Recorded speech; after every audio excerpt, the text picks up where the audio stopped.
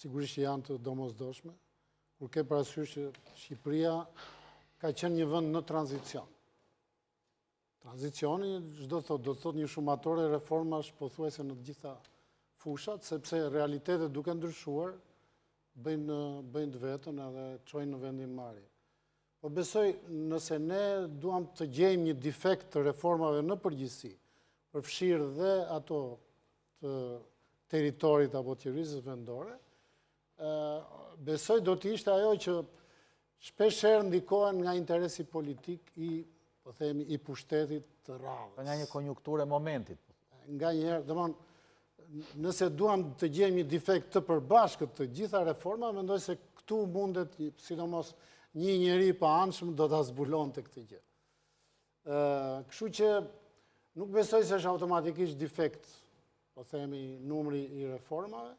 Unë besoj se një reformë si ajo e 14-s, e cila ishte reformë radikale, domthonjë një reduktim nga gati 370 sa në 61, është reformë radikale, do të çonte patjetër që pas 10 vjetësh të bëjë një bilanc. Rishikoj, pa diskutim.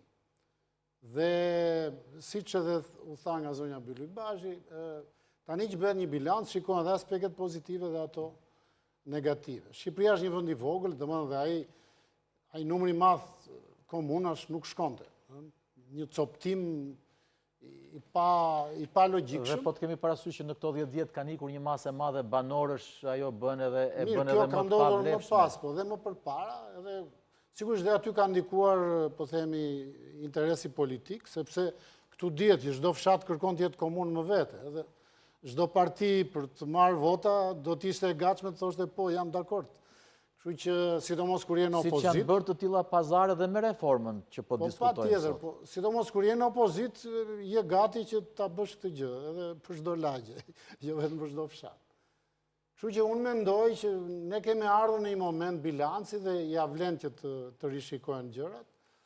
Sigurisht mendoj që rritja e numrit të administratës së qeverisë vendore është një gjë e palejueshme dhe këtu duhet menduar që pa prekur autonominë vendore, duhet që ligji diçka të kufizojë, sepse kjo është, domethënë në emër të autonomisë vendore, ky është abuzim shumë i madh, e cila dëmton interesin, po themi, ekonomik dhe social të njësive vendore. Dhe gjithashtu, unë mendoj që kjo çështja e bashkimit të zonës rurale me zonën urbane është diçka problematike. Domethënë që deri tani nuk është se është përgjigjur dot njësia aktuale vendore, bashkia, nevojave që ka zona rurale, dhe pse mos themi bujqësia. Qeveria bëri një gjë të mirë që disa kompetenca ja kaloi bashkive, bile duke i pajisur dhe me mjete që kanë lidhje me kullimin, me vaditjen e tjerë, por që është e pa mjaftueshme. Dhe këtu ka nevojë, pra në debatin që do zhvillohet, ka nevojë për të bërë një diskutim. Domethënë si do i vej filli kësaj pune. Pra si do qeveriset zona rurale këtë e tutje. Dhe është e vërtet që ne kemi një braktisje të zonës rurale, pra ardhja drejt qyteteve, pastaj nga qytetet drejt qyteteve më të mëdha.